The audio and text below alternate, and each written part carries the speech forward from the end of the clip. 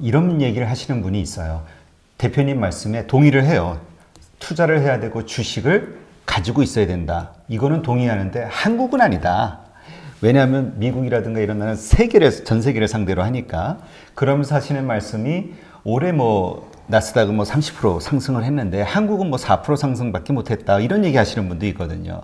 이런 것들 때문에 이게 비교가 되잖아요. 자꾸 내가 저기다 주변에 보면 저쪽에다 나스닥에다 집어넣었는데 오늘 올해 뭐 한 30% 벌었대 이러는데 우리는 그냥 거기서 거기거든. 그러니까 이게 상실감이 오는 것 같아요. 그러면서 이제 실망감. 그러니까 그거는 저는 정반대 생각을 하죠. 네. 나스닥이 30% 올랐으면 내년에도 30% 오를 가능성은 별로 없거든요. 그리고 그걸 예측하는 것 자체가 의미가 없고요. 뭐 나스닥이 좋으면 나스닥 좀 투자하시고 한국도 투자하시고 그거는 전혀 문제인데 그 단정적으로 얘기하는 건 굉장히 위험하죠. 그러니까 한국의 주식이 싸냐 비싸냐 그게 중요한데 한국 주식이 안 비싸다, 살만하다 그런 거예요. 근데 안타까운 거는 퇴직연금도 한국 주식에 투자 안 하고 각종 연기금도 외국에만 투자하겠다 그러고 그렇게 전혀 이해가 안 가죠. 너무너무 이해가 안 가죠. 근데 이런 생각도 드네요.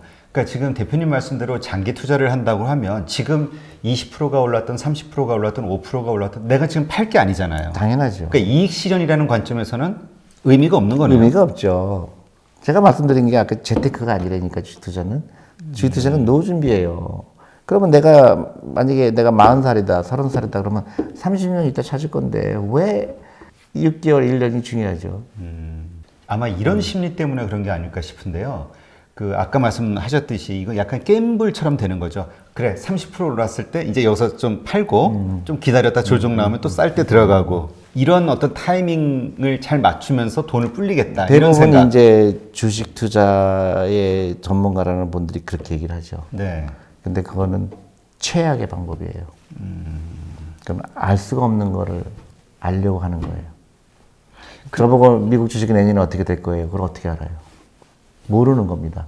내가 아는 거는 이 회사가 내가 투자한 회사가 돈을 잘 벌고 있는지 그건 알 수가 있죠. 왜냐면 영업 보고서가 있으니까. 그럼 되는 거예요. 그러니까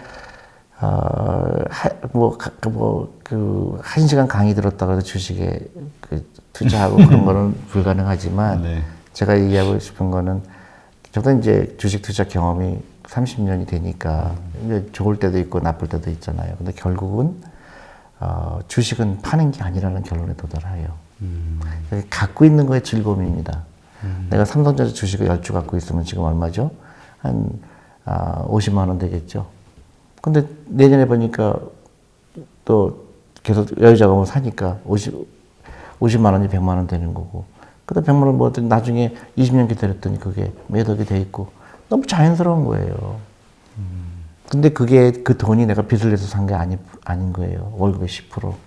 아니면 내가 여행하고 싶을 때 여행 가지 않고 그 돈으로 그 여행 가는 대신에 주식을 샀고 아니면 펀드를 샀고 끊임없이 기다리는 거예요. 내가 30년 있다 찾을 건데 20년 있다 찾을 건데 왜 내가 그 황폐하게 제가 이제 나무를 심는 거랑 비교를 하는데요. 나무를 심었을 때 사람들은 자꾸 오늘 메시지 잘한다 제발요.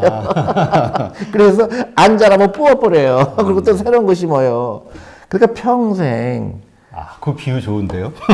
아니요, 저는 그렇게 생각하고 거의 저도 우리 펀드에 많이 들어가 있지만 전혀 걱정 안 해요. 그러니까 대표님을 믿고 메리츠 펀드에다 투자를 했는데 아직 뭐 마이너스다 이런 얘기 하시는 분들도 있더라고요. 많죠. 네. 근데 또 플러스 있는 사람도 있죠. 왜냐면 이렇게 돼 있으니까 여기 투자한 사람은 플러스고 여기 플러스는 마이너스지만 전혀 걱정할 필요 없다는 거예요. 우리 지난번에도 한번 이런 이야기 나눴던 것 같은데 지금 마이너스다. 그러니까 올라갈 때만 기다리는 게 아니라 혹은 마이너스니까 그냥 손 놓고 있는 게 아니라 아니죠. 계속 적립으로 두면 그럼요. 오늘 내가 커피 사 먹을 거 안 사 먹었으니까 10,000원 생겼잖아요. 그걸 투자하는 거예요. 그리고 그거 이제 우리 아이 자녀가 생일이다. 너 생일 축하한다. 너 내가 10만 원어치 펀드 사줄게. 그게 무지무지 크게 파워로 돌아와요. 그래서 제가 사람들한테 믿으라는 거예요. 제발 제 말을 믿어라. 나중에 후회 안 한다. 대신에 내가 약간의 그런 내가 오늘 커피 마시고 싶은 걸 참은 거잖아요. 거기에 대해서 나한테 상을 준 거예요. 근데 그 상이 단순히 그 10,000원이 아니고 나중에 10,000원, 10만 원, 20만 원 들어가요. 그래서 그게 단순히 한 사람의 문제가 아니라 그런 사람이 한 사람이라도 많아지면 대한민국은 엄청난 나라가 되죠. 그래서 일본인 그거를 이해하지 못했기 때문에 계속 작아지는 거고, 일본은 제가 볼 때 한국한테 금방 추월당할 겁니다. 근데 안타까운 거는 어떤 면에서는 한국이 일본을 너무 따라간다. 그거를 빨리 벗어나야 된다고 생각하죠. 우리가 이제 이 투자는 심리라는 말, 특히 주식은 심리 싸움이다 이런 얘기를 많이 하잖아요. 심리 싸움이 아니고 일반 방송들에서. 그건 아니고 훈련이에요. 훈련이에요. 네, 그러니까 여유죠. 주식 가격이 빠졌나 보다. 근데 내가 갖고 있는 주식은 전혀 문제가 없다. 그럼 내가 더 산다. 그런 게 여유죠. 그게 훈련이죠. 근데 막 그냥 그 매일매일 컴퓨터 보고 이거 20% 올랐으니까 뭐 전쟁처럼 하는 사람 있잖아요. 그러니까 절대 성공 못 해요. 그러니까 주식을 그 긍정적인 생각으로 하셨다가 지치시는 분들도 있더라고요. 매일 보니까. 힘드니까. 매일 보니까. 다른 일을 못 한다. 왜냐하면 내가 20% 사서 올라서 이제 팔았는데 천재인 줄 알았는데 100% 올랐어요. 짜증 나죠. 또. 그러니까 다시 사야 되겠다 샀는데 또 빠지죠. 그러면 그리고 황폐해지죠. 근데 그게 아니라 나는 그냥 무조건 사는 거고, 오랫동안 기다렸더니 10년 있다 그냥 우연히 들여다봤더니 이게 굉장히 커졌네. 그래서 저한테 많이 찾아오시는 분들이 있어요. 우연하게 5년 전에 내 말을 듣고 실천했더니 정말 그렇더라. 그래서 당신 말이 맞더라. 정말로 내가 작은 돈이지만 꾸준하게 했는데 보니까 엄청난 돈이 됐더라. 그리고 우리 아이들한테 해줬더니 아이들도 똑같은 그런 마음을 해줬더니 애가 재산이 꽤 늘었더라. 그래서 그걸로 대학교 가게 됐다. 그런 사람이 있어요. 그러니까 그 주식 투자하시는 분들의 일상을 이렇게 잠깐 이렇게 옆에서 보니까 일단 아침 일어나면 나스닥 그러니까 미국 시황부터 보더라고. 왜냐하면 이제 떨어지면 또 국내 시장이 떨어지니까 불안한 마음으로 이렇게 하루를 시작하면서 이렇게 하여튼가 신경이 곤두서고 황폐해지죠. 예, 결국은 자기 본업을 못 한다고 하더라고요. 본업은 다 있어야 돼요. 이거 맨날 이거 확인한다. 시세 확인하느라. 저한테 대학생들이 가끔 찾아옵니다. 그래서 대표님 말씀에 제가 공감합니다. 그래서 저는 전문 투자가 되려고 학교를 그만두려고 그래요. 그건 절대 하시면 안 되는 거죠. 왜냐하면 아까도 얘기했지만 내가 주식에 투자한 거는 그 회사 직원들이 돈을 버는 거예요. 제가 버는 게 아니에요. 제가 사고 파는 능력으로 버는 게 아니에요. 그 회사가 계속 돈을 벌려고 노력을 하고 새로운 제품을 만들고 그거를 나는 기다려주는 것 뿐이에요. 그러면 이제 돈을 많이 벌면 결국은 그 회사 가치가 커질 거고, 커지게 되면 시가총액이 늘어날 거고, 그럼 내 재산도 늘어나는 거예요. 굉장히 간단하죠. 확장성을 보고 투자하는 거예요, 주식은. 그러면 요 심리를 어떻게 극복할 수 있는지 좀 비결 좀 알려주세요. 뭐냐면, 그러니까 제 유튜브 계속 보세요. 예, 계속 우리 준희 대표님 유튜브 자세히 좀 보시고 이런 거 있잖아요. 내가 이렇게 좋은 생각으로 투자를 했는데 마이너스가 돼 있을 때 그걸 극복하는, 혹은 막 나는 5% 벌었는데 옆에 보니까 막 뭐 테마주니 뭐니 해서 막 100%, 200% 벌었다는 얘기들이 막 나온단 말이에요. 상실감이 자꾸 생기잖아요. 이런 마음을 어떻게 잘 관리를 해야 될까요? 저는 이제 저도 마찬가지로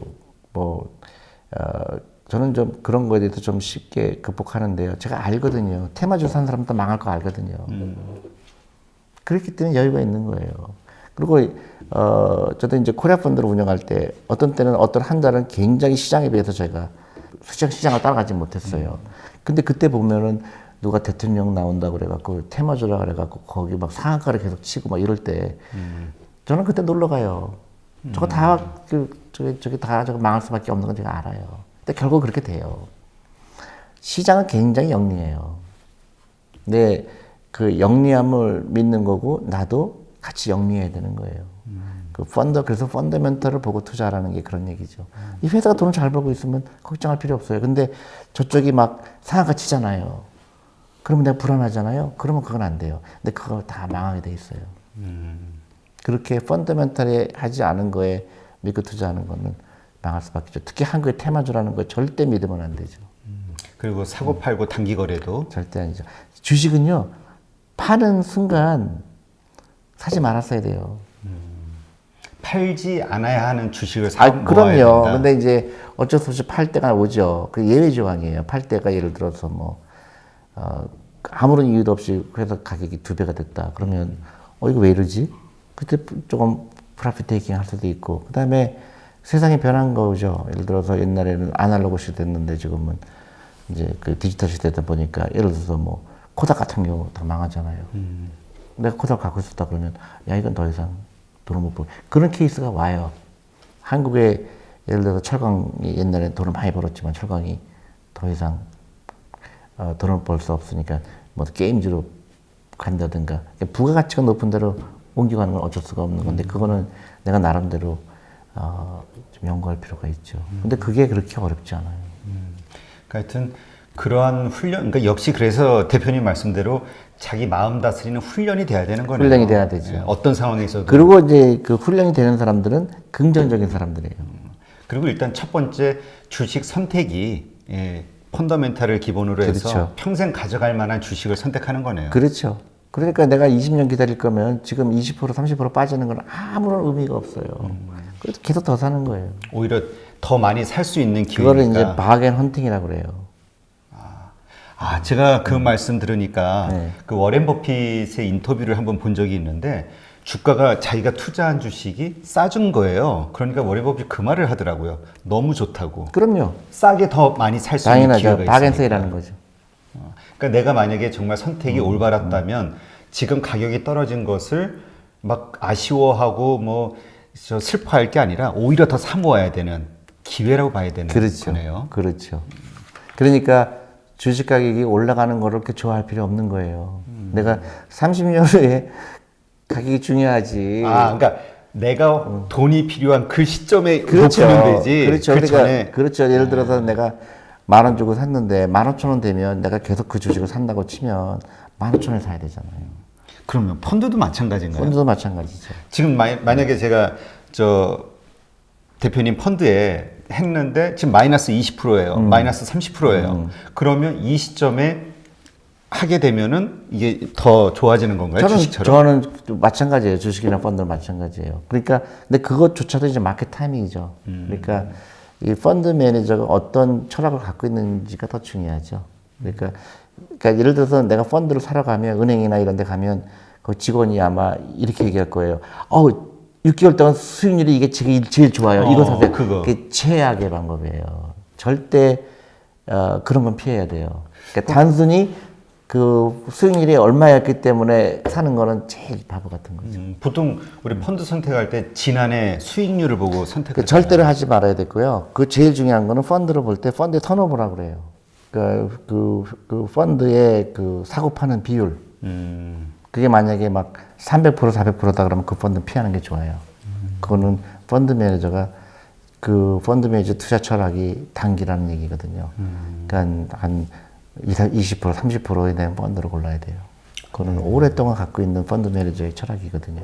그리고 펀드 매니저는 그래서 그 펀더멘탈을 위해서 투자를 하고 오랜 기간 가지고 있기 때문에 결국 그게 빛을 보게 되어 있습니다. 그렇군요.